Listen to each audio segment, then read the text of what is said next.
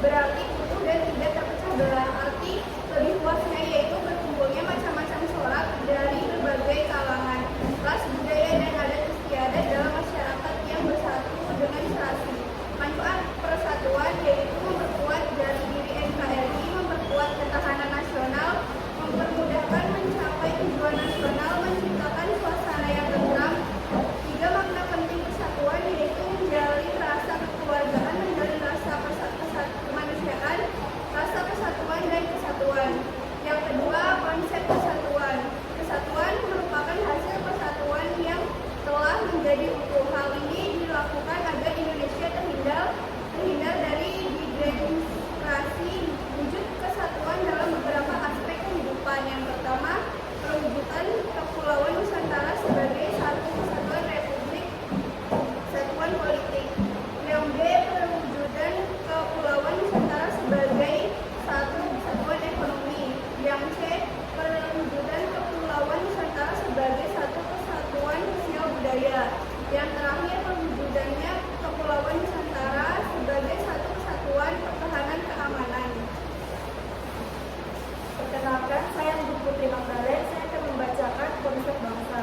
Bangsa adalah kelompok masyarakat yang mendiami suatu wilayah dengan identitas, bahasa, agama, budaya, ideologi, dan sejarah yang sama. Unsur-unsur terbentuknya suatu bangsa meliputi kesatuan sejarah, nasib, kebudayaan, wilayah, dan asas kerohanian. Kesamaan sejarah, nasib, kebudayaan, wilayah, dan asas kerohanian menjadi fondasi identitas nasional suatu bangsa, mempersatukan mereka sebagai satu entitas dalam suatu negara. Yang keempat, konsep integrasi nasional. Integrasi nasional adalah proses penyatuan berbagai aspek sosial budaya, etnisitas, dan latar belakang ekonomi ke dalam kesatuan wilayah. Tujuannya adalah menciptakan keamanan, ketertiban, kesejahteraan, kemakmuran, peningkatan kependudukan, pembangunan, dan persatuan bangsa. Meskipun integrasi diharapkan untuk membangun kejayaan nasional, potensi konflik tetap ada, terutama jika perbedaan suku, agama, budaya, dan kepentingan tidak dikelola dengan baik. Nah, saya Fetri akan menjelaskan konsep nasionalisme. Nah, nasionalisme adalah suatu paham kebangsaan yang kemudian mengandung makna kesadaran serta semangat cinta tanah air. Kata itu sendiri mengandung arti prinsip serta rasa kebanggaan sebagai bangsa serta memiliki hara dan kehormatan bangsa. Yang keenam, konsep patriotisme. Patriotisme adalah sikap dan perilaku seseorang yang dilakukan dengan penuh semangat, rela berkorban untuk kemerdekaan, kemajuan kebudayaan, dan kemakmuran bangsa. Saya Filturi Saputra ingin membacakan kehidupan bernegara dalam konsep NKRI. Yang pertama, Hakikat Negara Kesatuan. Hakikat Negara Kesatuan Republik Indonesia adalah negara kebangsaan modern. Pembentuknya didasarkan pada semangat kebangsaan dan nasionalisme, yaitu pada suatu tekad masyarakat untuk membangun masa depan bersama. Di bawah ini satu negara yang sama, walaupun warga masyarakat terdiri dari agama, ras, etnik, dan golongan yang berbeda-beda. Negara kesatuan adalah negara yang di dalamnya tidak ada negara. Jadi dalam NKRI tidak akan mempunyai bagian di dalamnya. Sebagaimana negara federasi atau serikat. 2. Ciri-ciri negara kesatuan. Yang pertama, terdapat masing-masing satu pandangan undang-undang, satu undang dasar, kepala negara, Dewan Perwakilan Rakyat, dan Dewan Menteri. 2. Kedaulatan negara meliputi kedaulatan ke dalam dan kedaulatan keluar yang ditandatangani oleh pemerintah pusat. 3. Hanya memiliki satu kebijakan mengenai masalah ekonomi, sosial, politik, ekonomi, budaya, pertahanan, dan keamanan. Saya ingin mempelajari 3 kelebihan negara kesatuan. 1. Anggaran biasa dihemat.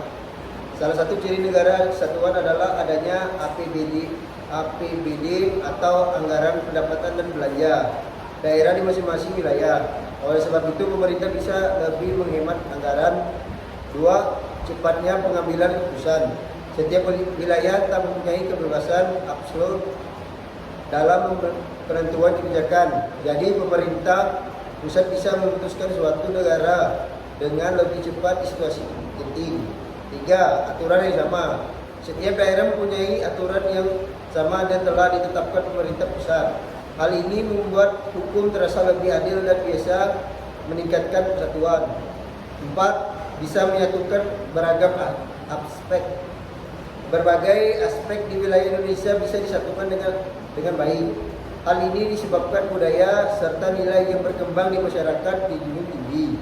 5. Kebijakan lebih terkontrol. Seluruh kebijakan bisa lebih terkontrol oleh pemerintah pusat. Hal ini disebabkan oleh adanya aturan yang sama di seluruh negeri. 4. Macam-macam negara kesatuan. Negara kesatuan dapat dibagi menjadi 2 macam, yaitu negara kesatuan dengan sistem sentralisasi dan negara kesatuan dengan desentralisasi. A. Negara kesatuan dengan sistem sentralisasi. Negara kesatuan sentralisasi adalah negara dengan seluruh persoalannya di setiap daerah diatur dan diurus secara langsung oleh pemerintah pusat. Negara kesatuan dengan sistem sentralisasi mempunyai kelebihan dan kelemahan. 1. Adanya kesederhanaan hukum karena hanya satu lembaga yang membuatnya.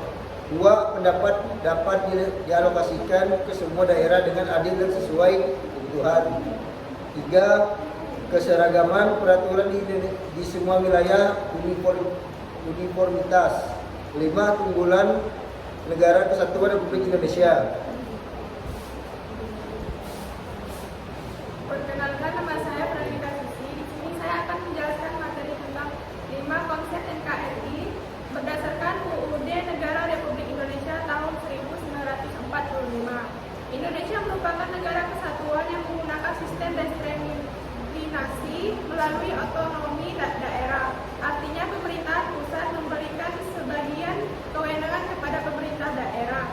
Membentukkan negara yang bersifat unitarisme bertujuan untuk menyatukan seluruh wilayah Nusantara agar menjadi negara yang besar dan utuh dengan kekuasaan negara yang bersifat sentralistik. Tanggung jawab pelaksanaan tugas-tugas pemerintahan pada dasar